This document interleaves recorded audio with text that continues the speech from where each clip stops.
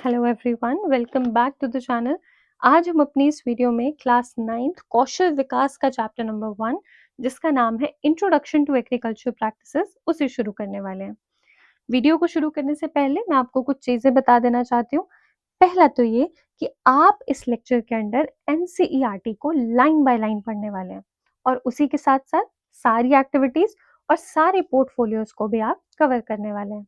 तो आपने लेक्चर को बहुत ध्यान से सुनना है and yes, this is a compulsory subject. ये आप सभी को पढ़ना पड़ेगा, आपके लिए कंपल्सरी है। इसका कोड मैं बता देती हूँ, कोड इज 444 कौशल विकास, है ना। This is a compulsory subject for you all और आपको ये पढ़ना ही पड़ेगा। जितना वेटेज आप हिंदी, इंग्लिश, बाकी सब्जेक्ट्स को देते हैं उतना ही वेटेज आपको इसे भी देना पड़ेगा, ठीक है। रिगार्डिंग दिस लेक्चर तो मैं आपको इतना मेक श्योर करती हूँ कि आपको इस लेक्चर को अटेंड करने के बाद कोई भी कंफ्यूजन नहीं रहेगा। और फिर भी अगर कोई रह जाता है कि मैम मुझे कोई कंसेप्ट समझ नहीं आया, आप फिर से बताइए, या कोई क्वेश्चन आपको अराइज होता है, तो कमेंट सेक्शन ओपन है। आप किसी भी तरह का कमेंट लिख सकते हैं, कोई भी क्वेश्चन है आप लिख सकते हैं, आप मुझे पर्सनली डीएम कर सकते हैं, है ना।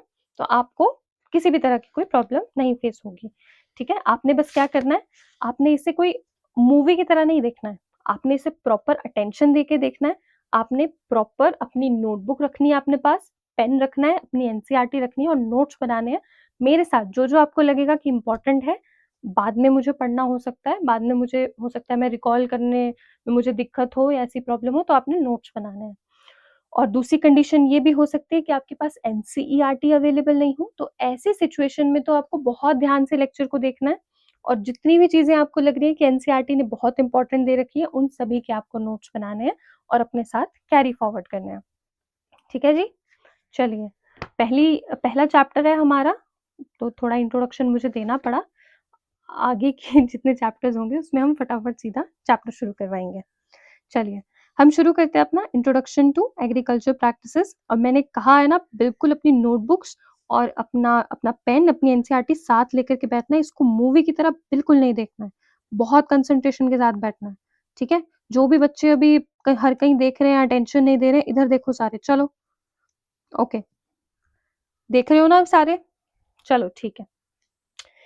क्या है कि आपके चैप्टर 1 के पेज नंबर 1 में आपको ये क्रॉप का कैलेंडर दिया हुआ है। ओके जी।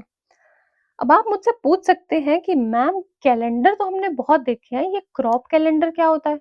ये तो पहली बार ही नाम सुना है, तो बड़ा अजीब सा नाम है। What is this crop calendar? तो मैं आपको इसका आंसर दूंगी कि बेटा, जैसे कैलेंडर्स आप देखते होंगे ना अपने घरों में, जून, जुलाई, अगस्त प्रॉपर लिखा रहता है ना।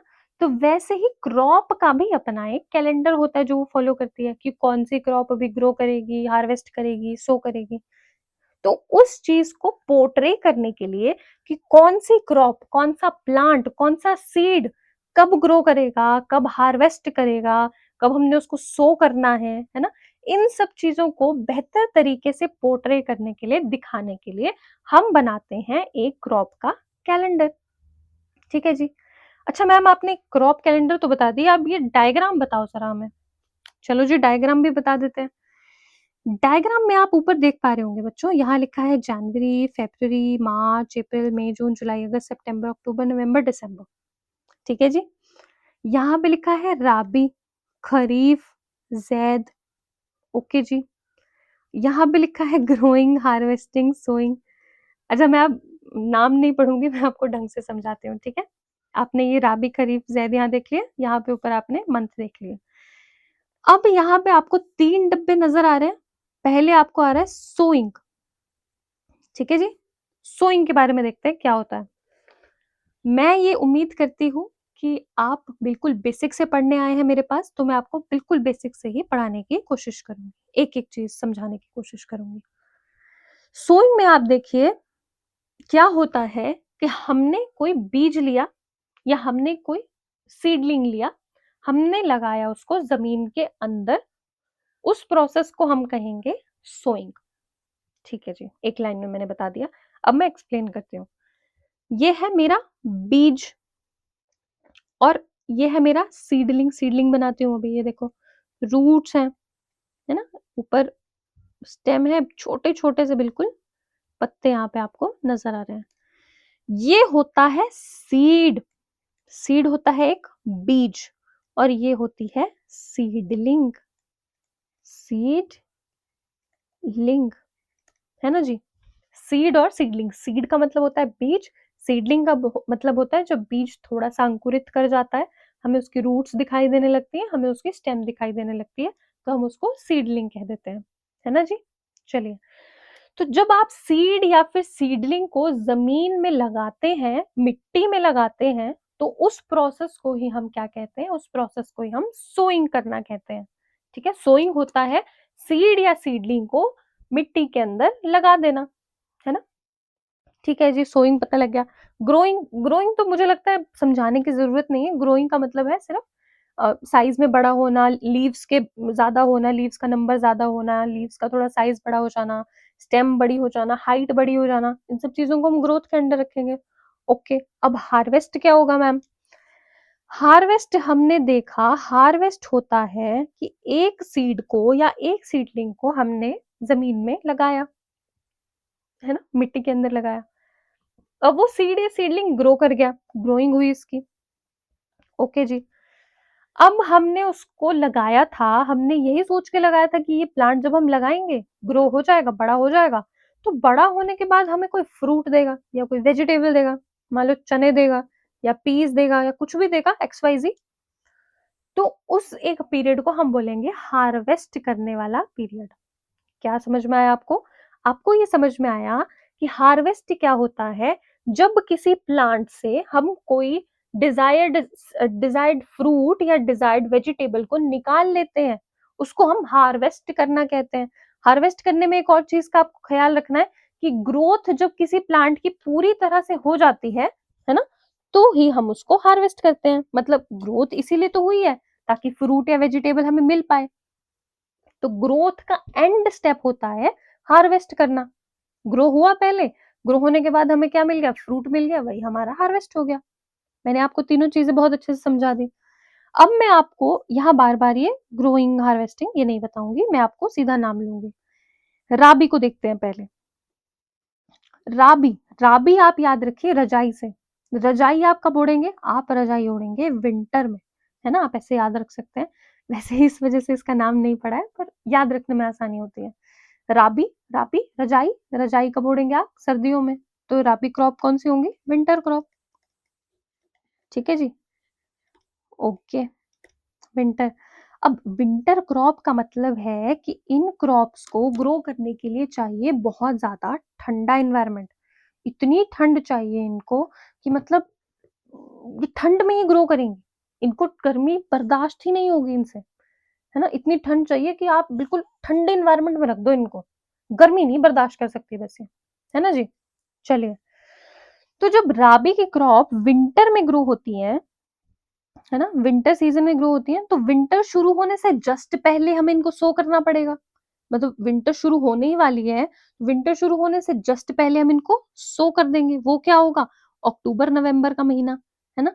दिसंबर के महीने से क्या होगा? ग्रोथ शुरू हो जाएगी। क्यों होगी शुरू? क्योंकि दिसंबर के महीने से बिल्कुल ठंडी शुरू हो जाती है। होती है नहीं होती है? बिल्कुल होती है जी मैम। उसके बाद ग्रोइंग होगी कब? मिड दिसंबर से लेकर के मिड के मार्च तक।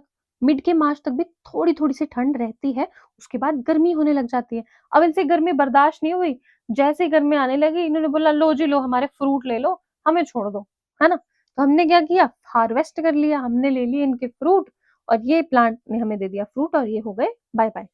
ठीक है जी, ये हो गया आपका राबी। राबी को आपने कैसे याद रखा? विंटर से। राबी रजाई, रजाई आप ओढ़ेंगे विंटर में। खरीफ से पहले अब हम आते हैं जैद पे। एक चीज बता दूं, राबी और जैद एक दूसरे के अपोजिट होते हैं, बिल्कुल अपोजिट। जैद में हमने क्या देखना है? जैद होती है ज्यादा गर्मी। आप जैद को याद रखेंगे ज्यादा गर्मी नाम से। जैद ज्यादा गर्मी जब होती है तो आपको क्या खाना पसंद आता है? आपको पसंद आता है बिल्कुल फ्रूट्स हल्के हल्के से, वाटरमेलन, मस्क मेलन, है ना, पंपकिन और क्यूकम्बर, खीरा मजा आ जाता है खाने में, इतनी गर्मी होती है खीरा खाते हैं हम, ठंडा ठंडा लगता है। होता है नहीं होता है? तो वैसे आप याद भी रख सकते हैं कि जैद क्या है? जैद है हमारी ज्यादा गर्मी वाली क्रॉप्स। और जैद को हम कब ग्रो करेंगे? ज़ैद को हम सो करना शुरू करेंगे जब हल्की-हल्की गर्मी पड़ना शुरू हो जाएगी। हमने ऊपर बात की कि मिड मार्च जैसे के महीने में थोड़ी-थोड़ी गर्मी होना शुरू हो जाती है। तो यही मिड मार्च के महीने में हम इसको सो करना शुरू कर देंगे। हमने इसको सो किया, इसकी ग्रोथ हुई और जैसे ही गर्मियाँ थोड़ी-थोड़ी कम होने लगी, मॉनसून सीज़न आने लगा, तो हमने इनको कर लिया हार्वेस्ट। हो गया जी। अब ज़ैद हो गई ज़्यादा गर्मी, राबी हो गई रजाई विंटर, तो अब हम बीच की बात करेंगे खरीफ की। खरीफ क्या होंगी? खुश्क। खुश्क क्या होता है कई बार? खुश्क मौसम होता है जो कि मतलब जिसमें बारिश नहीं हो रही होती है ना, वैसा गर्मी सी लग रही होती है। तो खुश्क से आप याद रखेंगे खरीफ। खुश्क का मतलब है कि बारिश अभी होने वाली है, अभी हल्की-हल्की गर्मी खत्म हो रही है ना? गर्मी खत्म होती है, बिल्कुल ह्यूमिडिटी हो जाती है, बारिश शुरू होने वाली होती है ना? आपको अगर ये न्यूमोनिक समझ नहीं आ रहा होगा तो राबी और ज़ैद तो आपको समझ आ गया, खरीफ को चाहे आप ऐसे नॉर्मली याद रख लो कि खरीफ राबी रजाई होता है, ज़ैद ज़्यादा गर्मी होता है, खरीफ होता है खुश्कनेस। खुश्कनेस में हमें क्या चाहिए? जब हमें खुश्की हो जाती है, हमें चाहिए होता है कि बारिश हो जाए थोड़ी तो मज़ा आ जाए, है ना? तो ऐसे हमने इसको याद रखना है। चलिए नहीं याद रहेगा तो आपको ऐसे याद रह जाएगा कि राबी और ज़ैद को आपने याद रख लिया, खरीफ आपको याद रह जाएगा, ठीक है? अब एक को हमने ग्रो किया सर्दियों में, ये देखिए यहाँ पे हमने इसको सर्दियों में किया था, एक को हमने ग्रो किया गर्मियों में, अब इसको हम कहाँ ग्रो करें जी? तीसरा कौन-सा महीना बचा? तीसरा महीना बचा रेनफॉल, मॉनसून, है ना जी? तो जैसे ही मॉनसून शुरू होने लगा, यहाँ पे हमने बात की कि हमने इसको हार्वेस्ट कर लिया था ज़ैद को, जैसे ही मॉनसून शुरू होने लगा था। बट यहाँ पे हमने क्या किया, यहाँ पे हमने इसको सो किया उस टाइम पे। ओके जी? सो किया हमने जब हमारे पास अ, ये शुरू होने लगी, मॉनसून शुरू होने लगा। ओके जी? अब मैं आपको लास्ट चीज़ बता रही हूँ इस डायग्राम के बारे में, इस बॉक्स के बारे में, वो ये है इनके नाम। शुरू करूँगी मैं आपके ज़ैद से क्योंकि ये लर्न करना भी ईज़ी होता है।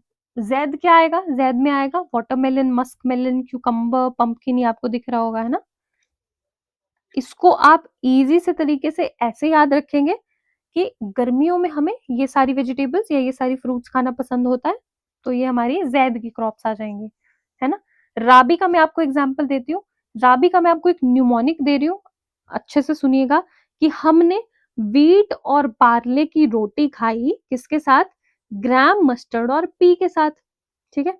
याद आप कुछ दिमाग में ऐसे कर लें कि चने, मटर और सरसों के साग के साथ हमने खाया गेहूँ और बाजरे की रोटी, ठीक है?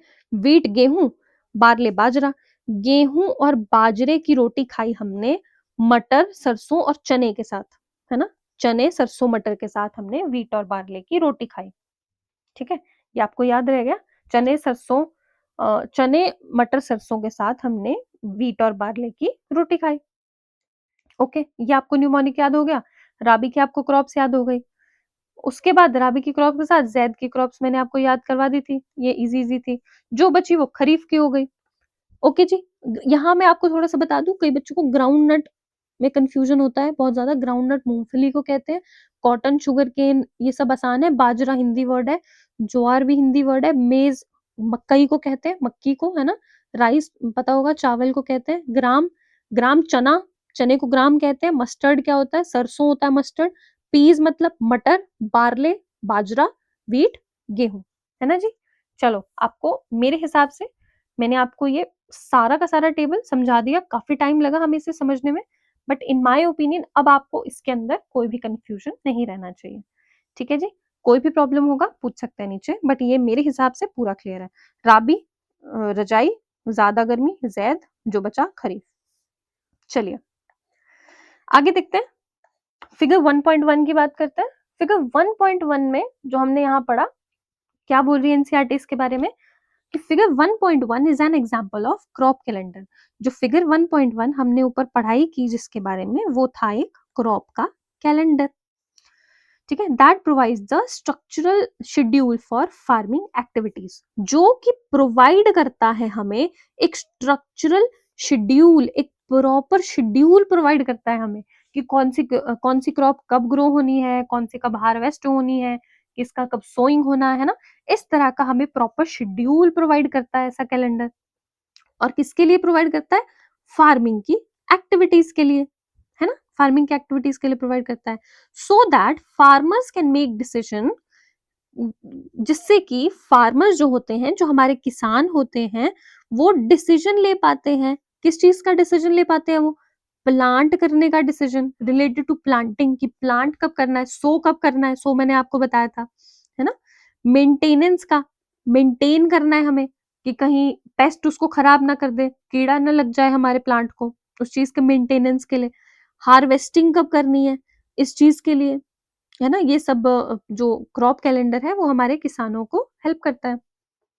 और एक और चीज यहाँ याद रखनी है कि based on local weather and soil की कंडीशन। अब एक और चीज जो मैं आपको बता रही हूँ वो ये है कि क्रॉप का जो कैलेंडर है वो हर वेदर और हर सॉइल कंडीशन के लिए अलग अलग होता है। क्या बोला मैंने? कि एक जगह के लिए क्रॉप कैलेंडर अलग होगा, दूसरी जगह के लिए क्रॉप कैलेंडर अलग होगा। अब हम रहते हैं मान लें हिमाचल में, हिमाचल के लिए क्रॉप कैलेंडर अलग होगा। अब हम चले जाएं अगर केरला में, तो केरला के लिए क्रॉप कैलेंडर अलग होगा, थोड़ा वेरी करेगा, है ना। तो यहाँ पे यही बात की गई है कि एक फार्मर को उसके लोकल वेदर और सॉइल कंडीशन को बेहतर तरीके से समझने के लिए, ताकि वो उसके हिसाब से बेहतर प्लांटिंग, मैनेजमेंट, मेंटेनेंस और हार्वेस्टिंग कर पाए। कौन? एक फार्मर। इसलिए क्रॉप कैलेंडर बहुत ज्यादा यूजफुल होता है, वो हमें एक स्ट्रक्चर देता है। You may have studied this calendar in your grade 9 social science textbook.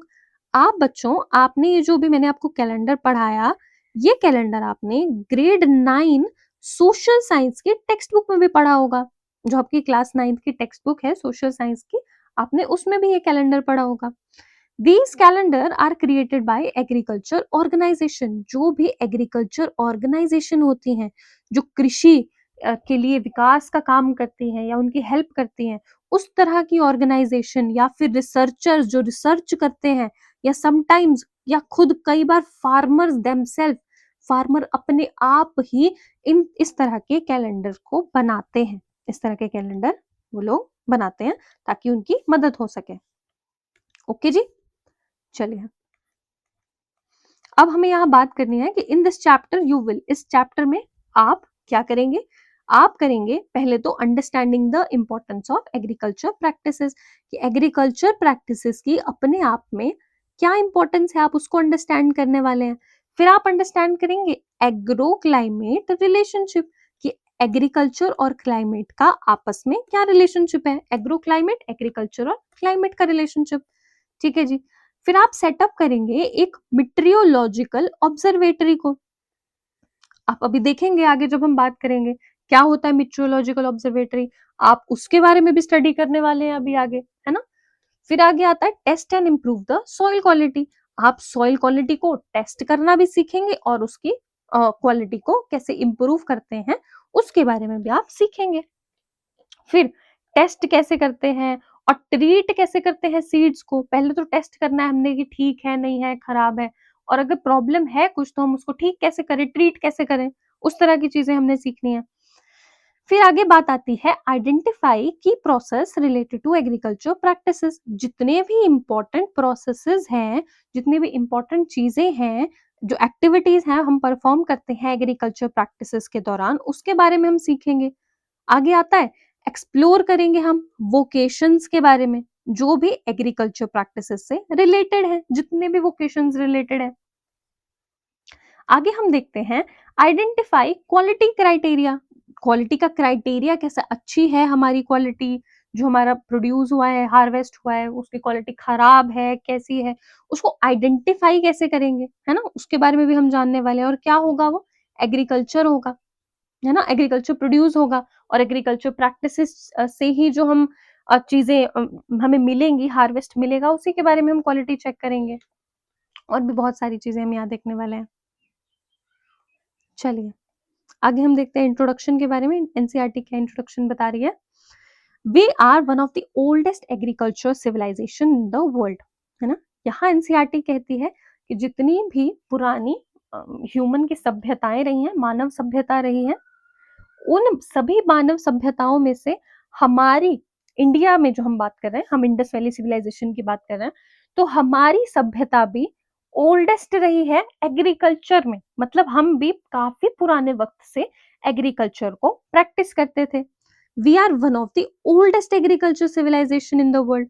हम दुनिया की सभी ओल्डेस्ट एग्रीकल्चर सिविलाइजेशन जो एग्रीकल्चर पे डिपेंडेंट थी, कृषि पे डिपेंडेंट थी, हम उनमें से एक हैं। We are one of them, है ना, we are one of them. किसमें से? ओल्डेस्ट एग्रीकल्चर सिविलाइजेशंस में से। और उसके बाद बात करें एनसीईआरटी कि and among the world's leader in overall farm output, और हम वर्ल्ड के लीडर भी हैं। किस चीज में है हम लीडर?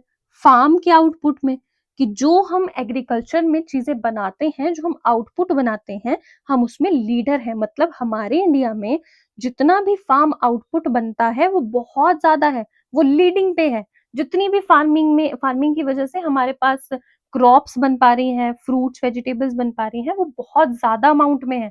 लीडर है हम वर्ल्ड में उस चीज के। India leads in production of, India जो है हमारी कंट्री है, वो लीड करती है, वो सबसे आगे है।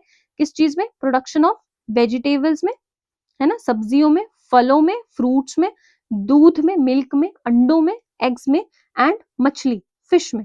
इन सभी में इंडिया जो है वो लीडिंग पे है, वो सबसे आगे है ना। आगे बात करते हैं, growing plants and caring for animal not only help us with better understanding of agriculture. जब हम प्लांट को ग्रो करते हैं, है ना, या फिर हम एनिमल्स की केयर करते हैं, ठीक है, जब हम ये चीजें करते हैं, प्लांट को ग्रो करना या एनिमल की केयर करना, तो हम सिर्फ एग्रीकल्चर की बेटर अंडरस्टैंडिंग को डेवलप नहीं करते हैं। मतलब ऐसा नहीं कि इन सब चीजों से सिर्फ हम एग्रीकल्चर की अंडरस्टैंडिंग को ही बेटर डेवलप कर पा रहे हैं, but also help us in acquiring many life skill. But इनको करने के साथ प्लांट की ग्रोइंग को देखना, उसको अंडरस्टैंड करना, और एनिमल की केयर को देखना, अंडरस्टैंड करने में हम एग्रीकल्चर को तो समझ ही पा रहे हैं, पर हम बहुत सारे लाइफ स्किल को भी एक्वायर कर पा रहे हैं, बहुत सारे लाइफ स्किल भी हम सीख पा रहे हैं।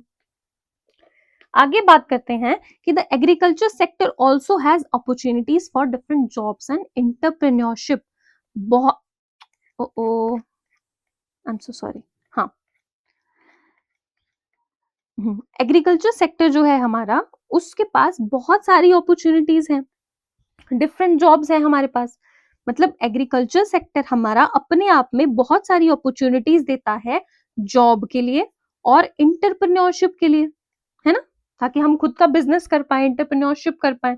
इंटरप्रेन्योरशिप अपॉर्चुनिटीज भी देता है हमें विद न्यू टेक्नोलॉजी। और जैसे अब न्यू टेक्नोलॉजी आ रही है, न्यू एप्लीकेशंस आ रही हैं हमारे पास, जैसे कि ड्रोन, रोबोटिक्स हमारे पास लॉन्च हो रहा है, हम बहुत आगे बढ़ते जा रहे हैं रोबोटिक्स में।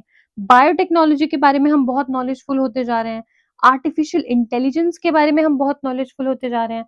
तो इन सभी चीजों की मदद से, जैसे कि drone, robotics, biotechnology, artificial intelligence, इन सभी चीजों की मदद से कहीं ना कहीं हमारी जॉब की अपॉर्चुनिटीज और हमारी जो एंटरप्रेन्योरशिप अपॉर्चुनिटीज हैं वो अपने आप में ही इंक्रीज होती जा रही हैं। हो रही है, नहीं हो रही है? अभी पढ़ाएंगे आपको आगे, फिर आपको पता लगेगा कि हाँ मैम, ये तो सही में बहुत अच्छा फील्ड है। मतलब देखो बेटा, मैं थोड़ा आउट ऑफ कंटेक्स्ट बात कर रही हूँ, बट मेरा मानना ये है कि कोई भी फील्ड ना छोटा या बड़ा नहीं होता है। अगर आप एग्रीकल्चर के ही फील्ड को, जैसे आप अभी इसकी पढ़ाई कर रहे हैं, तो अगर आप एग्रीकल्चर के ही फील्ड को बहुत आगे तक विजन लेके जाना चाहते हैं इसका, तो आप अपना खुद का बहुत बड़ा एक फार्म खोल सकते हैं, बिजनेस कर सकते हैं, आप बहुत ज्यादा पैसे कमा सकते हैं, बहुत आप रिस्पेक्ट कमा सकते हैं। फार्मर्स की हमेशा देखिए कितनी रिस्पेक्ट होती है हमारी सोसाइटी में, है ना।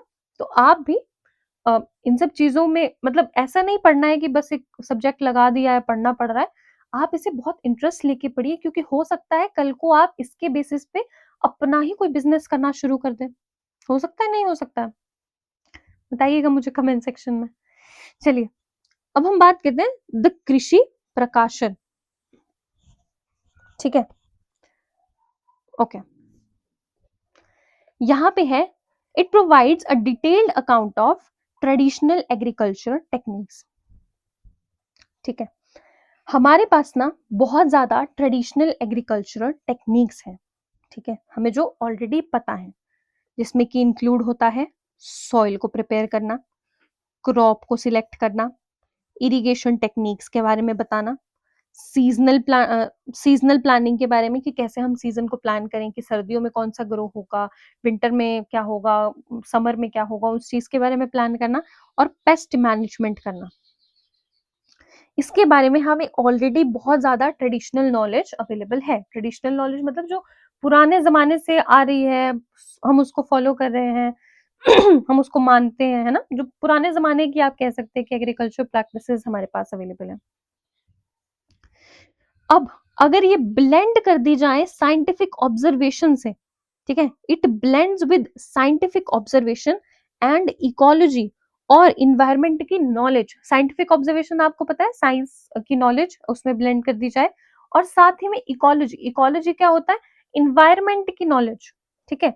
अगर क्रॉप सिलेक्शन, सॉइल प्रिपरेशन कैसे करना है, इरिगेशन की टेक्निक कैसे फॉलो करनी है, इन सभी चीजों में हम साइंटिफिक ऑब्जर्वेशन और इन्वायरमेंट की स्टडी को भी मिला दें, ठीक है, to present natural method that are relevant today to address issues. ठीक है, अगर हम इन्हें मिला देते हैं तो हमारे पास एक इतने बेहतर नेचुरल मेथड हमारे पास मिल जाएंगे, कुछ इतने बेहतर हमारे पास नेचुरल मेथड मिल जाएंगे जिसकी वजह से हम बहुत सारे इश्यूज को टैकल कर सकते हैं, जो कि हो सकता है सॉइल का डिग्रेडेशन, है ना, क्लाइमेट की अनप्रिडिक्टेबिलिटी, क्लाइमेट इतना अनप्रिडिक्टेबल होता जा रहा है।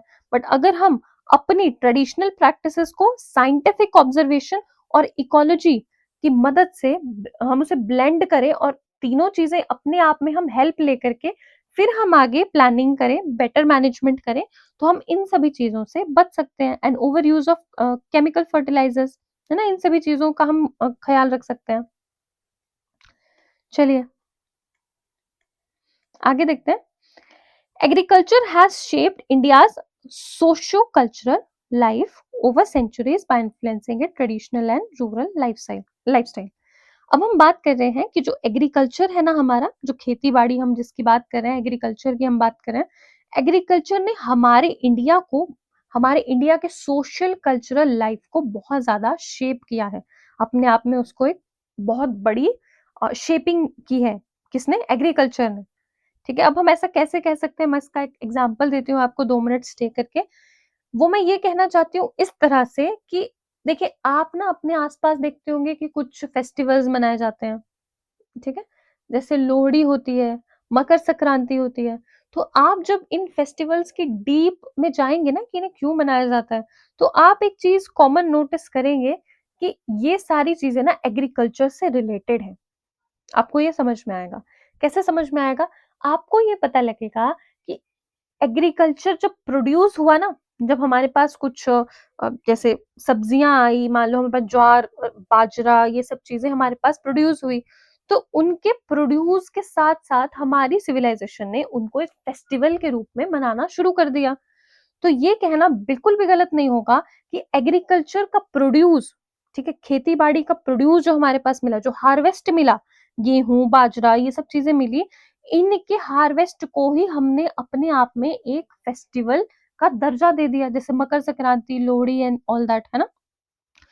तो इस तरह से एनसीईआरटी आपको ये बताना चाह रही है कि agriculture has shaped India's socio cultural life. हमारी सोसाइटी, हमारा कल्चर, इन सभी चीजों को एग्रीकल्चर ने बहुत ज्यादा इन्फ्लुएंस किया और बहुत ज्यादा शेप किया है ओवर सेंचुरीज। हम कितने सेंचुरी से ये सब फेस्टिवल्स मनाते हैं, है ना। और कैसे?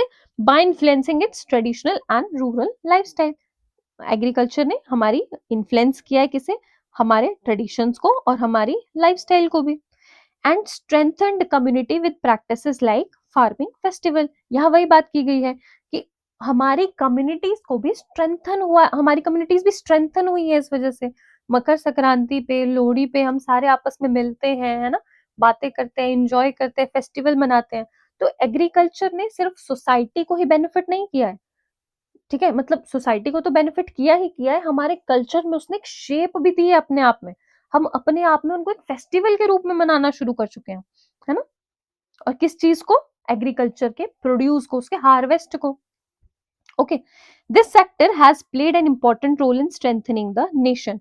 इस सेक्टर ने हमेशा से, मैं मानूंगी हमेशा से ही, इस सेक्टर ने एक बहुत ही इंपॉर्टेंट रोल प्ले किया है हमारे नेशन को स्ट्रेंथन करने का, हमारे नेशन को स्ट्रॉन्ग बनाने का, हमारी जीडीपी को बढ़ाने का, ठीक है, बहुत बड़ा रोल प्ले किया है किसने? एग्रीकल्चर सेक्टर ने, ठीक है। According to the economic survey of India 2024 से 2025, जो इकोनॉमिक सर्वे हुआ था 24 से 25 के बीच में, जिसको पब्लिश किया था मिनिस्ट्री ऑफ फाइनेंस ने, है ना, इसने जो फाइनेंस ने, मिनिस्ट्री ऑफ फाइनेंस ने पब्लिश किया था, इनके हिसाब से the agriculture sector contributed 16% to the India's gross domestic produce. जो हमारा जीडीपी है ना कंट्री का, आप जीडीपी से समझ सकते हैं कि देश की आय, देश कितना अमीर है, ऐसा आप समझ सकते हैं, ठीक है। तो आप ये जानिए कि जो एग्रीकल्चर सेक्टर है ना हमारा, खेती बाड़ी ये सब चीजें हम इसे बहुत छोटा समझते हैं कई बार, पर ये जानना बहुत बड़ी बात होगी कि एग्रीकल्चर सेक्टर ने कंट्रीब्यूट किया है लगभग 16% ऑफ द इंडियाज जीडीपी। और ये किसकी रिपोर्ट में आया है? ये मिनिस्ट्री ऑफ फाइनेंस के अंतर्गत जो इकोनॉमिक सर्वे हुआ था उसके हिसाब से ये बात की जा रही है। ओके, 16% हमारी जीडीपी में कंट्रीब्यूट किया है। देखिए मैं यहाँ बता दे रही हूँ 16%, बहुत इंपॉर्टेंट बात है ये। और हमारे इंडिया के लगभग 46.1% ऑफ द लोग, ऑफ द एम्प्लॉयज इधर काम करते हैं। वर्कफोर्स मतलब जहां पे जिस जगह काम किया जा रहा होता है ना, उस तरह से। तो आप ये जान लीजिए, इसको अगर हम 46 भी मान लीजिए 46 भी अगर हम रख रहे हैं, तो 100 में से 46 लोग एग्रीकल्चर फील्ड में काम करते हैं। कितनी कितनी बड़ी बात है ना ये। मतलब हमारी आधी पॉपुलेशन, लगभग आधी पॉपुलेशन हमारी एग्रीकल्चर सेक्टर में काम करती है। और उस एग्रीकल्चर सेक्टर ने 16% ऑफ द जीडीपी दिया है इंडिया को, इंडिया की आय को, इंडिया का जो हमारा इनकम है उसमें 16% हिस्सा सिर्फ एग्रीकल्चर का है। तो आप भी इसको स्टडी करिए बेटा, हो सकता है आप बहुत बड़े बिजनेसमैन बन सके, है ना जी। चलिए, अब यहाँ बात कर रहे हैं हम वैल्यू चेन के बारे में। आपका नया कंसेप्ट आता है एनसीईआरटी में। मैंने आपको बताया ना कि इस चीज को आपने छोटा बिल्कुल नहीं समझना है, आप इसे एक वोकेशन आगे बना सकते हैं, आप इसमें अपना बिजनेस शुरू कर सकते हैं, बहुत फ्लरिश कर सकते हैं, ठीक है। आपने इसे बहुत ध्यान से सुनना है। और मैंने बताया 16% ऑफ द जीडीपी बहुत बड़ी बात होती है। और जब हम ये कहें कि 50%, लगभग 50, आधी पॉपुलेशन को ये रोजगार दे रहा है ना, इनकम दे रहा है ये सेक्टर, बहुत बड़ा सेक्टर है बेटा ये, ठीक है। वैल्यू चेन की बात करते हैं हम। Value chain, have you ever thought why the price of vegetable changes depending upon where you buy them from? क्या क्या आपने कभी ये सोचा है? क्या आपके दिमाग में ऐसा कभी आया? मेरे दिमाग में बहुत आता था। क्यों? अब क्या किस चीज की बात हो रही है कि जो प्राइस है ना वेजिटेबल्स के, जो सब्जियों के प्राइस हैं वो चेंज हो जाते हैं जी। कैसे चेंज होते हैं? Depending upon the place where you buy them from. मतलब आप एक बहुत बड़ी सुपरमार्केट से खरीदते हैं, बहुत बड़ी ऐसी दुकान से खरीदते हैं तो महंगा दे देते हैं, छोटे से ऐसे किसी जगह से खरीदते हैं तो वो सस्ता सा दे देते हैं। और सब्जी तो सेम ही होती है, सब्जी तो कोई ब्रांडेड नॉन ब्रांडेड नहीं होती है। ऐसा आपके दिमाग में आया क्या कभी ख्याल? मेरे तो बहुत आता था। आगे आपको एक्सप्लेन करती हूँ ऐसा क्यों होता है। Did you know that the cost of vegetables bought in a supermarket can be 300 to 400 times, है ना, 400% हो सकती है वो, higher than that of vegetable bought in a Mandi.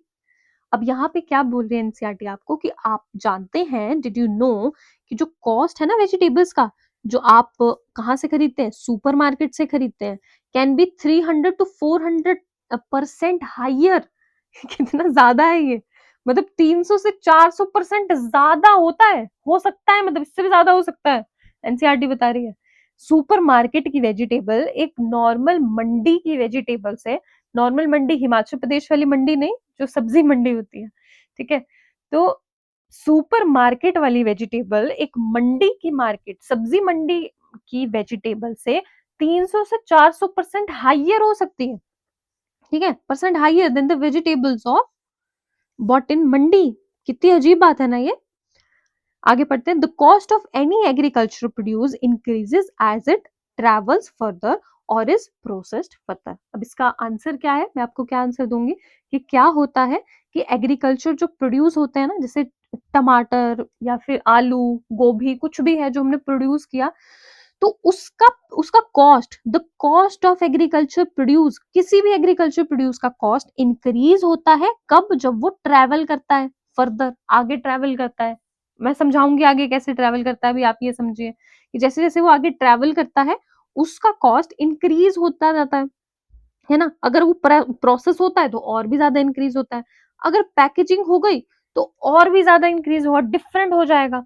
Example देती हूँ अब यहाँ पे, मान लीजिए मैंने एक फार्मर से खरीदे आलू, ओके, मैम का मन किया मैम को बनाने हैं आलू के चिप्स। वो आजकल बड़े पॉपुलर हो रहे हैं ना, ऐसे लंबे लंबे से चिप्स होते हैं, गोल गोल बिल्कुल, स्टिक लगाते हैं उनमें और फिर उनको खाते हैं।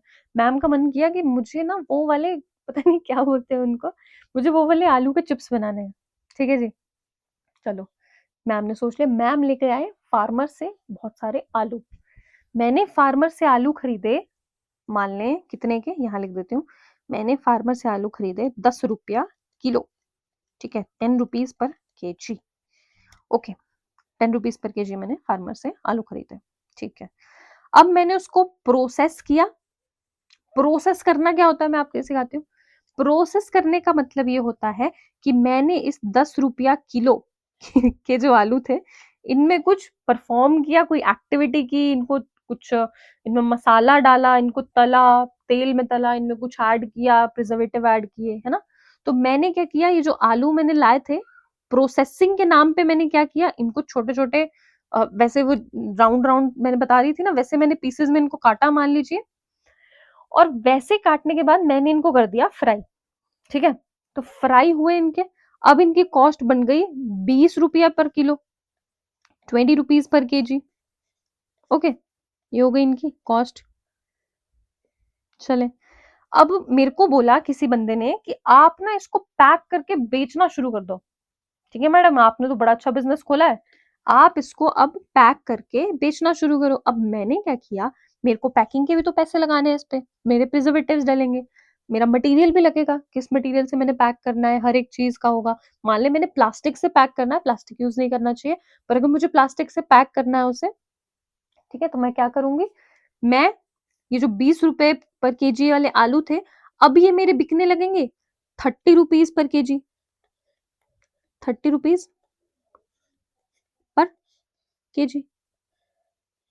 और ऐसा क्यों होगा? ऐसा इसलिए होगा क्योंकि मैंने उसमें पैकेजिंग करी, है ना। पहले प्रोसेसिंग करी। प्रोसेसिंग का क्या मतलब था? प्रोसेसिंग का मतलब था कि मैम आपने उसमें मिर्च डाला, मसाला डाला, फ्राई किया, ये होगी उसकी प्रोसेसिंग, इसको प्रोसेसिंग बोलेंगे। पैकेजिंग क्या होगी कि मैम आपने उसको प्लास्टिक के लिफाफे में, पन्नी में पैक किया और उसको बेचना शुरू कर दिया। तो 10 रुपए के आलू को, 10 रुपए पर केजी के आलू को मैंने 30 रुपए पर केजी के हिसाब से बेच दिया। ठीक है जी, ये होती है आपकी वैल्यू चेन। बेसिक समझाया है अभी, आगे समझाऊंगी डिटेल। चलो जी, आगे एनसीईआरटी पढ़ते हैं डिटेल, फिर खुद ही आपको समझ आ जाएगी। Value increases as e at each step due to cost of additional processes. यहाँ पे एनसीईआरटी ने आपको कोई एग्जाम्पल नहीं दिया था, ये एग्जाम्पल आप देख सकते हो अपने हिसाब से, ठीक है, आपको समझ आ जाएगा ना। गलत है, एनसीईआरटी को एग्जाम्पल देना चाहिए था, पर चलो हमने दे दिया अलग से। तो ये बोल रहे हैं कि वैल्यू इंक्रीज करती है एट ईच स्टेप। यहाँ पे ईच स्टेप में वैल्यू इंक्रीज हुई, 10 केजी के लिए थे, 10 रुपए पर केजी के लिए थे मैंने फार्मर से, 20 रुपए पर केजी मैंने उसको बना दिया जब मैंने उसको प्रोसेस किया, उसमें मिर्च मसाला ऐड किया, है ना, उसको फ्राई किया, ओके। उसके बाद फिर 30 रुपए पर केजी होगा जब मैंने पैक किया। तो हर एक स्टेप में उसकी कॉस्ट इंक्रीज हुई, है ना, increase in cost, value increases at each step due to cost of additional processes. Additional process perform किए ना मैंने, यहाँ पे मैंने उसको पन्नी में पैक भी किया है, तो पैकेजिंग का मेरा पैसा तो लगेगा। और यहाँ पे मैंने उसको मिर्च मसाला ऐड किया है, मिर्च मसाला फ्राई, एमएमएफ, है ना, तो मिर्च मसाला फ्राई किया है मैंने, तो मेरा तो पैसा ऐड हुआ है ना। अब और भी हो सकता है, और बताती हूँ कैसे। ये तो 3 प्रोसेस थे, इसके आगे भी हो सकते हैं, जैसे कि स्टोरेज हो सकता है। अब स्टोरेज करना है मुझे, 30 रुपए पर केजी में मैंने जो पैकेट बना के तैयार किया, इसको मुझे अब करना है स्टोर। आप देखते होंगे जब आप दुकान पे जाते हैं, आपको वहां एक पैकेट थोड़ी मिलता है लेस का, या 2 पैकेट थोड़ी मिलते हैं, वहां तो आपको 100 रखे मिलते हैं। स्टोर करते हैं ना वो, जगह होती है उनके पास। अब वैसे ही अगर दूध का पैकेट होता, है ना, दूध की अगर हम बात करें तो वो रेफ्रिजरेटर में रखना पड़ता। आइसक्रीम होती रेफ्रिजरेटर में रखनी पड़ती, खराब हो जाती बाहर। ठीक है जी। अब मान ले मैंने अगर लेज की बात करी थी, मैंने यहाँ पे आलू के चिप्स बनाए थे, आलू चिप्स एसी, ओके, एसी बनाया था मैंने। चलो, आलू चिप्स बनाए थे मैंने, आई मेड एसी। तो एसी को जब जगह पे रखना पड़ेगा, अब एक पैकेट तो मैं बनाऊंगी नहीं, एक पैकेट बना के मैं नुकसान थोड़ी करना है। मैं बनाऊंगी कम से कम हजारों पैकेट, 1000 पैकेट बनाऊंगी मैं। अब 1000 पैकेट को रखने के लिए रेंट भी तो देना पड़ेगा।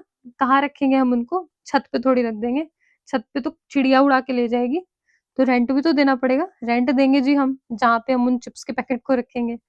फिर मेंटेनेंस ऑफ वेयर हाउस। अब हमें पता लगता है बच्चों कि हमने जहाँ रेंट दे के उसको रखा, अपने चिप्स को रखा, वहां से उसको चूहा खा गया। तो कितना गुस्सा आएगा हमें। तो मेंटेनेंस भी तो करनी पड़ेगी वेयर हाउस की, फ्री में थोड़ी होगा।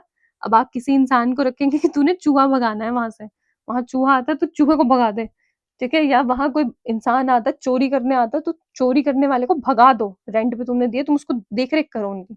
तो मेंटेनेंस वाले को पैसे भी तो देने पड़ेंगे, फ्री में थोड़ी वो काम करेगा। वो बोलेगा मैंने तुम्हारे चूहे थोड़ी देखने हैं बैठ के, मुझे भी तो कुछ पैसा चाहिए उसके बदले। तो लाइक स्टोरेज का ही आपको समझ आ गया। रेफ्रिजरेटर, रेंट या मेंटेनेंस ऑफ वेयर हाउस के लिए हमें पैसा इन्वेस्ट करना पड़ता है, लोगों को पैसा देना पड़ता है। मैं दूंगी पैसा, वो है ना, मैम देंगे कि मेरे जो चिप्स हैं वो चूहे ना खा ले, इसलिए उसको मेंटेन करके रखो। और मैं छत पे नहीं रख सकती, छत पे मुझे डर लगता है कि चिड़िया उड़ा के ले जाएगी, तो मुझे उसको एक कमरे में रेंट पे देना पड़ेगा। ओके, मैंने बहुत अच्छे से एक्सप्लेन किया है, मे आई होप आपको समझ आ गया होगा। ठीक है, ये स्टोरेज की बात थी। अब प्रोसेसिंग की बात करें, प्रोसेसिंग मैंने आपको अपने हिसाब से एक्सप्लेन किया है, पर प्रोसेसिंग में जैसे ग्राइंडिंग व्हीट हो सकता है ना, व्हीट को साफ करना। व्हीट का हम मान ले, हम सोच रहे हो कि हमने व्हीट के वो बनाने हैं, है ना, आलू के चिप्स नहीं बनाने हमने, हमने आटे का, गेहूं का कुछ प्रोडक्ट तैयार करना है, गेहूं का पापड़ बनाना है या कुछ बनाना है, तो उस तरह से हम प्रोसेसिंग करेंगे। व्हीट होगा हमारे पास तो सीड्स आएंगे सिर्फ व्हीट के। व्हीट के सीड्स को हमने ग्राइंड किया, हमने उनको पीसा, और पीसने के बाद फिर हमने किस तरह से उसको आगे यूज किया, है ना, वो है सोचने की बात। और वो आता है प्रोसेसिंग में, उसमें तो पैसा लगेगा। राइस है, राइस भी हमें, आप जो राइस खाते हैं घर में, या आपके घरों में जो राइस आते हैं, आप 1-2 किलो लेके आते होंगे दुकान से, वैसे थोड़ी होते हैं राइस। राइस तो मतलब प्रॉपर उसके अंदर होता है ना वो, एक आप कह सकते हैं वो सीड होता है उसके अंदर बिल्कुल, उसका एक कवर होता है, कवर को निकालना पड़ता है, फिर उसके अंदर से राइस निकलेगा। ठीक है, तो उस सब की प्रोसेसिंग में भी आपका पैसा लगता है। प्रोसेसिंग क्या होगा कि जो कवर था उस राइस का, उसको आपने निकाला, कैसे निकाला, लोग उसको साफ करते हैं, प्रॉपर काम करते हैं उसके ऊपर, तो वैसे होता है। ठीक है, और एक्सेट्रा हर एक चीज की हम कर सकते हैं। और क्या हो सकता है, इसका फ्लोर बनाया जा सकता है, एक्सट्रैक्ट ऑयल बनाया जा सकता है। ठीक है, अब राइस तो आपको मिल गया, मान लीजिए राइस को भी आपका मन है कि आपने राइस का फ्लोर बना देना है ना, पीस देना है राइस को। फ्लोर का मतलब होता है पीस के, जो आपने बिल्कुल उसका पाउडर फॉर्म में, जैसे आटा टाइप बना दिया, है ना। तो आपने फ्लोर बनाया, ऑयल एक्सट्रैक्ट कर लिया आपने उससे, तो ये भी प्रोसेसिंग आप कर सकते हैं उसके अंदर। क्लीनिंग करनी पड़ती है आपको, गंदा फंदा तो आप दे नहीं देंगे, या आपने बस ऐसे आया, आपने उसको गंदा सा था वो आपने उठा के दे दिया, आपको क्लीनिंग भी करनी पड़ेगी, इसमें भी आपका पैसा लगेगा। पैस्चराइजेशन, पैस्चराइजेशन का मतलब होता है कि जब आप हीट की मदद से बैक्टीरियाज को किल करते हैं, तो उसको हम पैस्चराइजेशन कहते हैं। ठीक है, एक्सेट्रा, ये सारी चीजें आपको परफॉर्म करनी पड़ती हैं एक क्रॉप के ऊपर, है ना। फिर प्रॉफिट, कॉस्ट ऑफ ट्रांसपोर्ट, जो ट्रांसपोर्ट में मेरा खर्चा लगेगा, कि मैंने जहां पे मैंने उसको बनाया है, जहां पे मैंने उस पर काम किया, प्रोसेसिंग करी, पैकिंग करी, वहां से मैंने उसको कस्टमर तक भी तो पहुंचाना है ना, कॉस्ट ऑफ ट्रांसपोर्ट भी तो लगना है मेरा, मैंने उसको कस्टमर तक देना है आगे, and so on must also be factored. तो ये सारी चीजें अपने आप में फैक्टर होती हैं, ऐड होती जाती हैं। ठीक है, additionally in case where hybrid seeds are used, अब मान लीजिए अगर कोई हाइब्रिड सीड यूज हुआ होता, तो हाइब्रिड सीड हुआ यूज हुआ होता तो हम क्या करते हैं, द प्राइस इंक्रीजेस फर्दर, और प्राइस इंक्रीज हो जाता कस्टमर के लिए अगर हाइब्रिड सीड यूज किया होता। बेनिफिट क्या होगा हाइब्रिड सीड का, कि वो ज्यादा बेटर होगा, है ना, ज्यादा ग्रोथ करेगा, प्लांट ज्यादा ग्रो होता है हाइब्रिड सीड जो होते हैं उनके, और हमारे को जो सीड प्राप्त होगा, हमको जो मिलेगा, वो उसमें न्यूट्रिशनल बेनिफिट्स ज्यादा होंगे, इस तरह की चीजें होती हैं, तो वो भी फर्दर प्राइस को इंक्रीज कर देती हैं। ठीक है, it is important to understand the value chain, हमें वैल्यू चेन को समझना बहुत जरूरी है, since this knowledge help us make informed choices, क्योंकि इस नॉलेज को जो भी हम गेन कर रहे हैं, इसकी मदद से हमें बेटर इन्फॉर्म्ड चॉइसेस, अच्छी चॉइसेस, मतलब इंटेलिजेंट वाली चॉइसेस हमें मिलती हैं, हमें ज़्यादा नॉलेज मिल पाती है, हमें ज़्यादा पता लग पाता है चीज़ों के बारे में। फॉर एग्जाम्पल, जैसे यहाँ पे एक एग्जाम्पल दिया है कि comparing cost of travelling to farms और mandis instead of buying produce from supermarket. अब मान लीजिए आपको फार्म से अगर आप लेकर के आएंगे या फिर आप मंडी से, सब्जी मंडी से आप सब्जी खरीद के लेके आएंगे, सस्ती पड़ेगी, है ना। मान ले मुझे 100 किलो अगर आलू खरीद के लेके आना है और मुझे मंडी जाने का, जो हमारे घर के पास सब्जी मंडी है ना, या फिर फार्म है, वहां से खरीद के लाना है मुझे, तो वहां पे मुझे आने जाने का थोड़ा सा खर्चा लगेगा, 10-20 रुपए लगेगा, और वहां पे मुझे सस्ता अवेलेबल हो जाएगा, वहां से मैं खरीद के वापस 10-20 रुपए किराया देके वापस पहुंच जाऊंगी। मतलब मेरा 20 रुपए का किराया लगा आने जाने का, और वहां पे जो मैंने खरीदा उसके पैसे लगे और वो सस्ता पड़ गया मुझे। पर वहीं जब मैंने 100 किलो आलू अगर सुपर मार्केट से खरीदने होंगे, तो जो मंडी में मैं यहाँ लिख रही हूँ, जो मंडी में मुझे अगर 10 रुपए किलो मिलेगा ना, 10 रुपीज पर केजी मिलेगा, वही सेम चीज सुपर मार्केट में मुझे कम से कम 30 रुपीज की मिलेगी। डिफरेंस होगा, है ना। अब मुझे तो 100 लेने हैं, मुझे 1 किलो थोड़ी लेना, मुझे 100 लेने हैं, कर लो इसको 100 से मल्टीप्लाई, कितना पैसा लगेगा, इसको भी कर लो 100 से मल्टीप्लाई। यहाँ पे मेरा बन जाएगा 1,000, यहाँ पे बन जाएगा 3,000, मेरा तो नुकसान हो जाएगा सुपरमार्केट से खरीदने में। तो ये चीज हमें जानना इसलिए जरूरी है क्योंकि अगर हम वैल्यू चेन के बारे में बेहतर जानेंगे तो हम अच्छी चॉइसेस को, इन्फॉर्म्ड चॉइसेस को, इंटेलिजेंट चॉइसेस को ले सकते हैं अगर हमें अपना बिजनेस शुरू करना है। ठीक है, यहाँ पे मैं आपको ये थोड़ा सा एक्सप्लेन कर देती हूँ। फार्मिंग, वैल्यू चेन कैसे ऐड होती है ना। फार्मिंग हुई, पहले खेती हुई, हमको क्रॉप मिला, प्रोडक्शन हुई क्रॉप की, ठीक है, 100 रुपए की थी वो।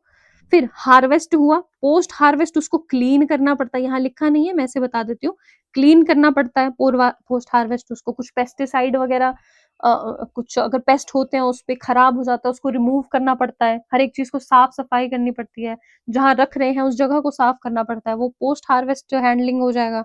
फिर प्रोसेसिंग होगा, प्रोसेसिंग में जैसे हमने बात करी थी कि आलू से हमने चिप्स बनाने हैं, थोड़ा और अच्छा एग्जाम्पल अगर मैं देती हूँ आपको तो, है ना, कि आलू से मैंने चिप्स बनाने थे, मैंने उसमें मसाला ऐड किया, तेल में उसको फ्राई किया, वो मेरी प्रोसेसिंग हो गई। फिर मार्केटिंग क्या होगा, अब मुझे टीवी पे ऐड भी चलानी है कि जी मेरा तो अपना एक लेज लेज नहीं, लेज तो किसी और की कंपनी, मेरा अपना आलू के चिप्स का एक ब्रांड लॉन्च हो रहा है, तो आप इसको खरीदिए, ये बहुत अच्छे हैं, ये बहुत सस्ते हैं। मार्केटिंग और डिस्ट्रीब्यूशन, इन सब में मेरा पैसा खर्च होगा। ठीक है, अब कंजप्शन होगी फिर, ठीक है। अब back to seed 7 to 150% and hybrid, if hybrid जो होगा तो साइंटिस्ट का रिसर्च होगा तो उसमें 20 to 40% साइंटिस्ट भी लेके जाएंगे, 40 नहीं सॉरी 400%, 20 to 400% साइंटिस्ट का भी पैसा लगेगा, और ये सब चीजें होती रहेंगी। ठीक है, कुछ नहीं था यहाँ पे, ये इतना आपको समझ नहीं आ रहा होगा, बहुत कॉम्प्लिकेटेड है। आपको सबसे अच्छा मेरे आलू के चिप्स वाला आपको एग्जाम्पल बेहतर समझ में आया होगा। ठीक है, चलिए, ओके। फिगर 1.2, जो ये 1.2 फिगर है, इसके बारे में बात हो रही है एनसीईआरटी से। ठीक है, मैंने आपको, मुझे ऐसा लगता है मैंने ज्यादा बेटर एक्सप्लेन किया तो आपको ज्यादा अच्छे से समझ आ पाया होगा। Figure 1.2 shows the percentage increase in the cost of produce from a farm as it moves up in the chain value। अब क्या है कि जैसे एक प्रोड्यूस होता है हमारे पास फार्म का, तो जैसे जैसे वो आगे बढ़ता जाता है उसकी इंक्रीज होती जाती है कॉस्ट, है ना, increase in the cost of produce from a farm as it moves up in the chain value, जैसे जैसे वो चेन वैल्यू में आगे बढ़ता जाएगा उसकी कॉस्ट इंक्रीज होती जाएगी। Okay, if the cost of producing harvest is 100 रुपए, अब जो प्रोड्यूस हमारे पास आया मान लो उसकी कॉस्ट 100 रुपए है, then value keeps getting added, तो उस पे वैल्यू ऐड होती जाएगी कि हमने उसको पोस्ट हार्वेस्ट हैंडलिंग में भी हमारा पैसा लगा, हमने वो भी ऐड करना है उसमें। ठीक है, फिर उसके बाद प्रोसेसिंग में पैसा लगा वो ऐड होगा, मार्केटिंग डिस्ट्रीब्यूशन में वो ऐड होगा, ऐड होते होते फिर बाद में हमारे पास जो टोटल वैल्यू आती है ना उसमें वो कस्टमर को मिलता है। ठीक है जी, देखते हैं। Then value keeps getting added. Post harvest handling adds 15 to 20% of the initial investment। जो पोस्ट हार्वेस्टिंग हैंडलिंग होता है, जो हार्वेस्ट करने के बाद जो पोस्ट हार्वेस्ट हैंडलिंग होता है, जैसे कि क्लीनिंग है ना, वॉशिंग, जो खराब क्रॉप्स हैं उसको रिमूव कर देना, इन सब चीजों में आपका 15 to 20% of the initial investment भी लगता है। 15 to 20% मतलब 100 रुपए का था हमारा, उसमें 15 रुपए और ऐड कर लो अगर 15 रुपए लग रहा होगा तो, ठीक है। Initial investment. Next processing adds 30 to 50% of the additional value and so on, ठीक है। अब मान ले जो नेक्स्ट प्रोसेसिंग हुई उसने उसको 30 ऐड और कर दिया, ठीक है। जो प्रोसेसिंग हुई उसमें 30 ऐड हो गया, बाद में मार्केटिंग में 20 ऐड हो गया, करते करते करते करते ऐड होता चला गया। Next processing adds 30 to 50, additional value ऐसे ऐसे सो ऑन ऐड होती गई। और इन केस जब हाइब्रिड सीड था, जो मैंने यहाँ पे आपको थोड़ा कम एक्सप्लेन किया, अब बताती हूँ। इन केस हाइब्रिड सीड अगर यूज होते हैं ना, अगर हाइब्रिड सीड आप यूज कर रहे हैं तो the initial cost also increases, है ना। यहाँ पे मैंने ये स्किप किया था क्योंकि मुझे आपको इधर से बताना था। चलिए, क्या है अगर आपने हाइब्रिड सीड का यूज किया है, मान लीजिए, है ना, HYV high yield variety, HIV नहीं HYV सीड्स होता है ना। HYV seed high yield variety या हाइब्रिड सीड्स का अगर यूज हुआ है तो इनिशियल कॉस्ट भी इंक्रीज हो जाती है। ये जो है ये इनिशियल कॉस्ट में इंक्रीज हो जाता है पैसा, क्योंकि सीड है ना वो जो फार्म में ग्रो हो रहा है, तो हम उसको इनिशियल कॉस्ट में ऐड कर देते हैं, क्योंकि वो तो फार्मर जब सीड को ग्रो करेगा तब उसको वो पैसा देना है हाइब्रिड सीड के लिए। तो ऐसा होता है। इसमें क्या होता है, cost of researcher also needs to be factored in. अब जिस रिसर्चर ने, जिस साइंटिस्ट ने इस हाइब्रिड सीड को बनाया है, उसके भी तो अपने कुछ पैसे लगे हैं उसपे, मतलब उसने भी तो उससे कुछ पैसा कमाना है। तो वो जो सीड होता है जो फार्मर ग्रो करता है, तो उस सीड पर ही फार्मर उसको वो पैसा दे देता है, कॉस्ट दे देता है। चलिए, अब एनसीईआरटी ने क्या किया है, एनसीईआरटी ने आपको ना यहाँ पे आगे पोर्टफोलियो बना के दिया, जैसे मैंने आपको प्रॉमिस किया था कि मैं आपको पोर्टफोलियोज भी साथ में बताऊंगी। ओके, ये क्वेश्चन है आपका, मैं आगे से ही पढ़ती हूँ जो मैंने लिखा हुआ है। चलिए, ये है, आपको हो सकता है इसका स्क्रीनशॉट लेना हो बेटा, पहले आप इसका देखिए, ये आपका पोर्टफोलियो है, आप एज इट इज इसका मेरे बच्चों स्क्रीनशॉट ले लो। इतना है ये स्क्रीनशॉट, ठीक है, ऐसे इसका स्क्रीनशॉट ले लो। ओके, अब मैं इसको जूम करके पढ़ा देती हूँ। पोर्टफोलियो ये आपके इसमें था, मैंने सॉल्व करके दिया, इजी हो जाएगा आपको।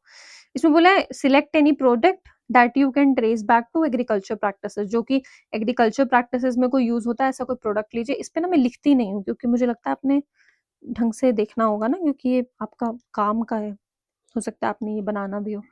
इसमें मैं लिखूंगी नहीं ज्यादा, कोशिश करूंगी फिर साफ रखूंगी। Find out, you can do a internet search और आज डिफरेंट स्टेक होल्डर, जो डिफरेंट स्टेक होल्डर है, सब्जी वगैरह रखते हैं, उनसे पूछ सकते हैं, इंटरनेट से देख सकते हैं, वेजिटेबल सेलर से देख सकते हैं।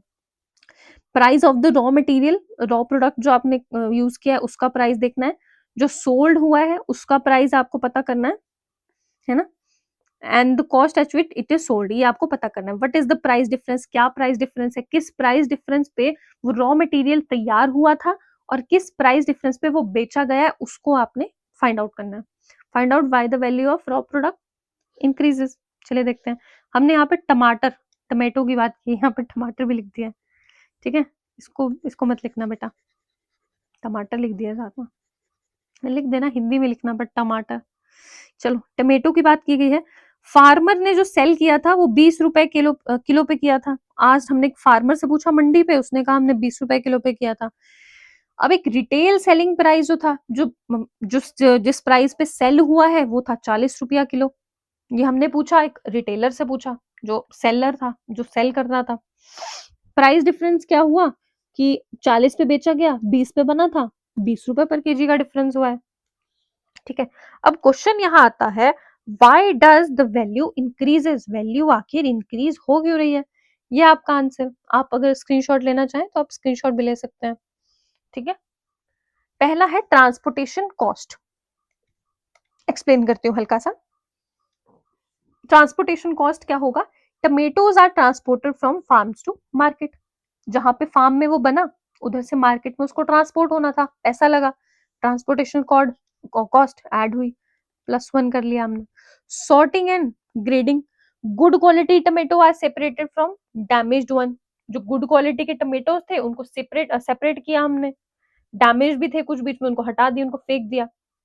इसमें भी जो हमारा मैनुअल लेबर यूज हुआ, इसमें भी हमारा पैसा लगा, हमें एक बंदा रखना पड़ा, यहाँ पे इंसान रखना पड़ा, जो कि गुड क्वालिटी टमेटोज को साइड कर देगा और जो बैड क्वालिटी वाले हैं उनको फेंक देगा, उनको साइड कर देगा, है ना, अलग अलग कर देगा। फिर पैकेजिंग में अब हमने क्रेट्स यूज करी, बॉक्सेस यूज करे, पैकिंग के मटेरियल यूज करे हमने, जिसकी भी हमें कॉस्ट पड़ी, महंगा पड़ा हमें, ये भी ऐड करो जी, इसमें भी हमारा पैसा लगा है। फिर स्टोरेज, अब ऐसा तो है नहीं कि आज हमारे टमेटो आए और आज आने के बाद वो आज ही बिक गए सारे, कल भी बिकेंगे, कुछ परसों भी बिकेंगे, है ना, टाइम लगेगा। तो उन सब में स्टोरेज के लिए भी हमें कुछ टाइम में रखना पड़ेगा, वो हो सकता है हमें 4 दिन तक भी रखना पड़े, ठीक है, बिफोर सेलिंग। तो इसमें भी स्टोरेज में हमें हो सकता है फ्रिज में रखना हो, वो कोल्ड स्टोर करना हो उसको, तो उसमें भी हमें फ्रिज के में तो पैसा लगेगा, इलेक्ट्रिसिटी लगेगी, स्टोरेज का पैसा। अब मिडिल मेन्स प्रॉफिट, जो होलसेलर रिटेलर ही अपना प्रॉफिट थोड़ा डाल लेते हैं कि बोलते हैं ना मैडम वैसे तो मैं 30 रुपए का देता हूँ, आपको मैं 25 रुपए का दूंगा, वो उनको भी 20 रुपए का ही पड़ रहा होता है, 5 रुपए एक्स्ट्रा दे के हमें बेच रहे होते हैं, ठीक है। तो वैसा भी मिडिल मैन प्रॉफिट भी होता है। फिर मार्केट डिमांड एंड सप्लाई, अगर सप्लाई लो है, डिमांड हाई है, तो प्राइस इंक्रीज हो जाता है। अब कैसे मैं इसको एक्सप्लेन करती हूँ कि सप्लाई बहुत लो है, फरारी की सप्लाई बड़ी लो होती है ना, फरारी कम बनती है, बहुत ही कम बनती है, डिमांड बहुत ज्यादा है, सबको फरारी खरीदनी है, तो प्राइस क्या हो जाता है, हाई हो जाता है, महंगी मिलने लगती है। ऐसा ही होता है, नहीं होता है? और एग्जांपल देती हूँ, अभी मैच होते हैं आईपीएल वगैरह के, है ना, कई लोग ब्लैक में भी खरीदते, गंदी बात है, पर खरीदते हैं, टिकट खरीदते हैं। सप्लाई बहुत लो है, बहुत कम है, सीट्स तो कम ही है, अब सीट्स थोड़ी बढ़ा देंगे, जो देखने के लिए है वहां पे सीट्स होती है जाके देखने वाली, तो कम ही है, सप्लाई कम है, डिमांड बहुत ज्यादा है, सबको देखना है मैच जा करके, सबको एक्सपीरियंस लेना है कि कैसा लगता है। अब सप्लाई सप्लाई लो है, डिमांड हाई है, तो क्या करेंगे जी, प्राइस को इंक्रीज कर देते हैं जी हम। ओके जी, प्राइस को इंक्रीज हो गया, पैसा बढ़ेगा, +1 करो। ओके, तो ये आपके थे why does the value increases में, ये आपके आंसर्स थे। अगर आपको स्क्रीनशॉट लेना होगा, आई होप आपने ले लिया होगा। चलिए कंक्लूजन में क्या है, हमने टमेटो की बात की, टमाटर की, है ना। द प्राइस ऑफ टमेटोज, टमाटर increases from the farm to the customer, farm से लेकर के कस्टमर तक प्राइस इंक्रीज होता है, क्यों, because of transportation, storage, packaging, handling cost, है ना, हैंडल करना होता है उसको, बड़े केयरफुल हैंडल करना पड़ता है, टमाटर तो पिथ जाएंगे, नहीं तो खराब हो जाएंगे, है ना। And the profit earn by wholesaler and retailer, ये सब मिडिल मैन प्रॉफिट बोलते हैं इसको, हर चीजें होती हैं। ओके, समझ आ गया होगा, हाँ। चलो, agro climate climatic relationship, agro climate, देखो बच्चों को ना बड़ा कंफ्यूजन होता है, मैम ये agro climatic, agro social, agro agro क्या होता है, कुछ नहीं होता है। साइंटिस्ट्स ने ना थोड़ा इजी बनाने के लिए एग्रीकल्चर को एग्रो बोलना शुरू कर दिया, ठीक है, हम भी उसको एग्रो ही बोलेंगे, आपने भी एग्रो ही बोलना है अगर मन है तो एग्रीकल्चर बोले, एक ही बात होती है, ठीक है। Agro chemical, chemical, I am so sorry, agro climatic मतलब एग्रीकल्चर और क्लाइमेट का relationship. One critical factor related to agriculture practices is the climate, एक बहुत ही इंपॉर्टेंट क्रिटिकल फैक्टर जो है ना एग्रीकल्चर से रिलेटेड, एग्रीकल्चर प्रैक्टिस से रिलेटेड, वो है हमारा क्लाइमेट। क्लाइमेट एक बहुत इंपॉर्टेंट रोल प्ले करता है हमारे एग्रीकल्चर प्रैक्टिसेस में। As you have studied in social science, जैसे कि आपने सोशल साइंस में पढ़ा होगा, India is a country with diverse agro climatic regions. India, हमारी जो देश है, हमारी जो कंट्री है इंडिया, वहां पे बहुत ही डाइवर्स एग्रो क्लाइमेटिक रीजन है, हर जगह पे डिफरेंट डिफरेंट स्टेट्स में एग्रीकल्चर बहुत डिफरेंट है, क्यों, क्लाइमेट के वेरिएशंस की वजह से।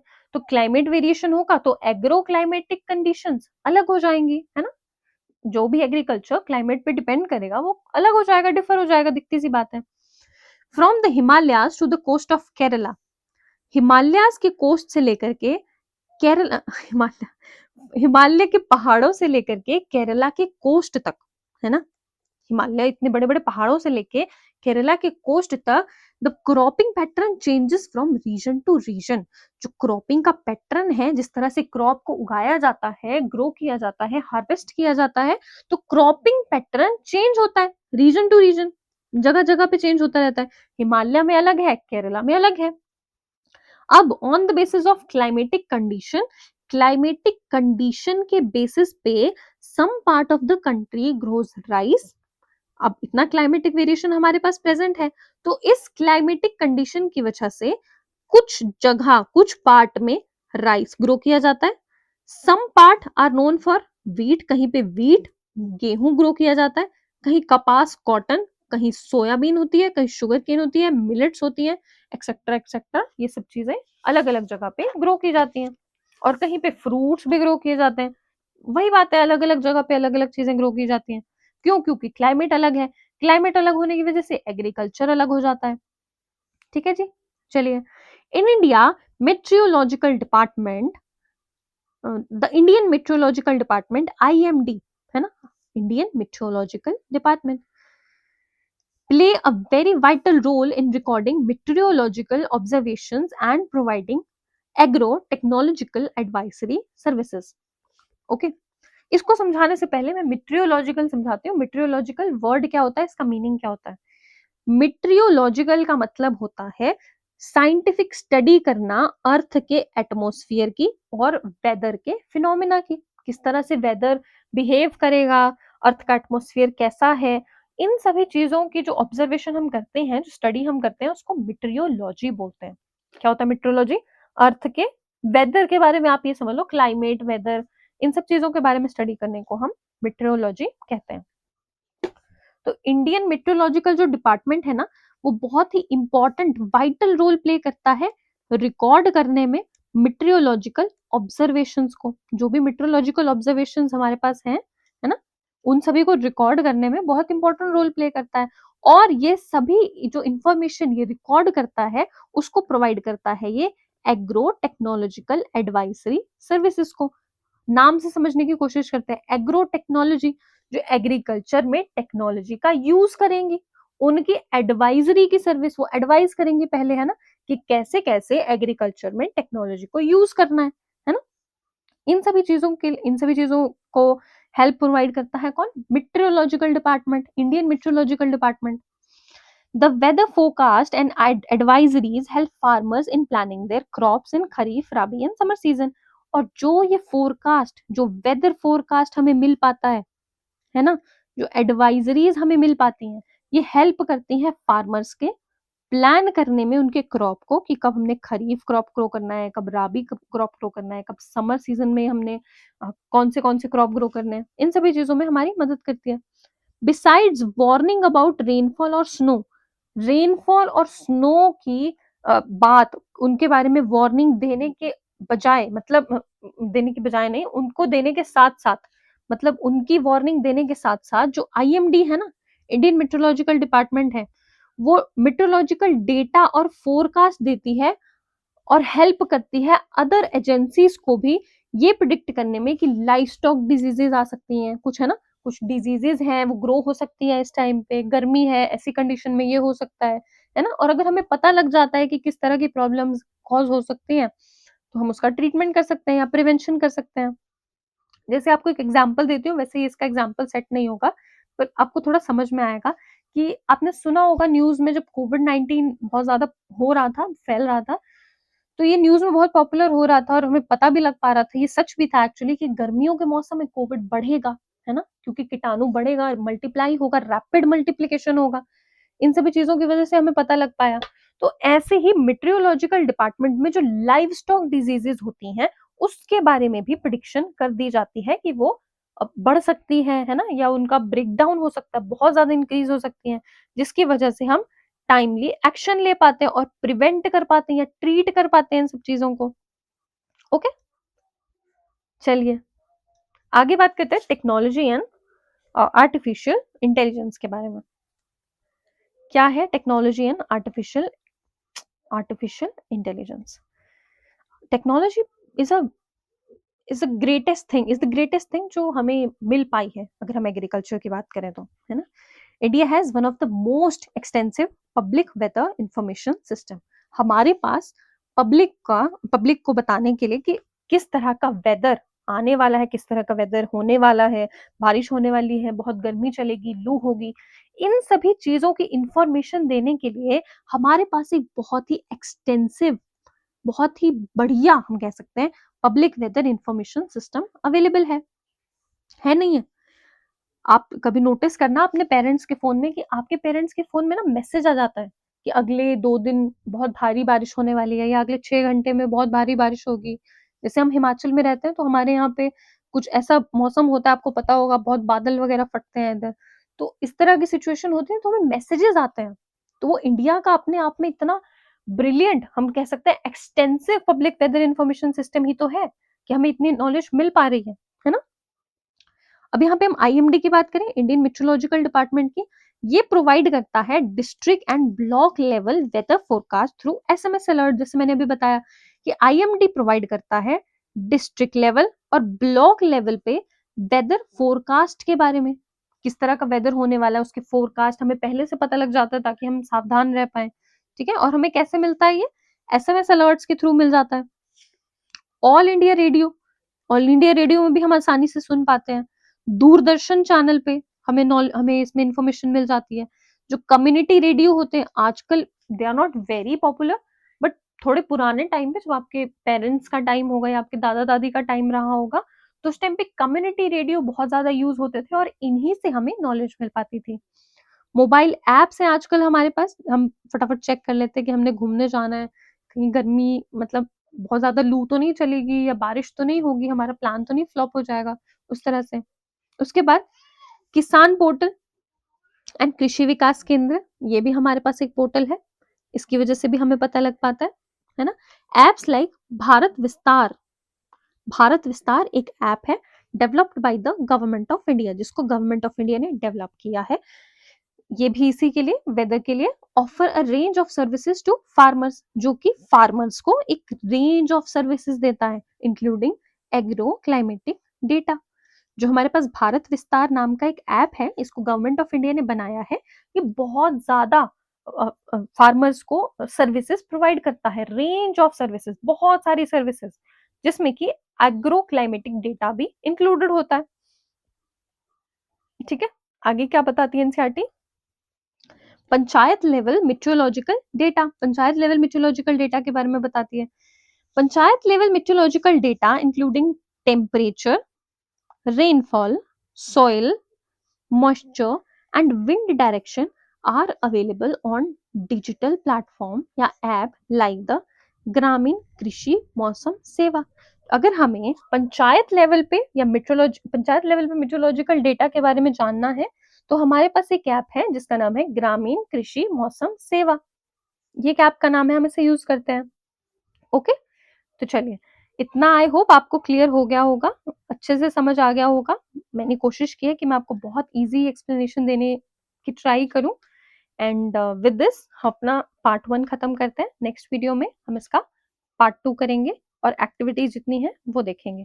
Okay, till then take care, good bye.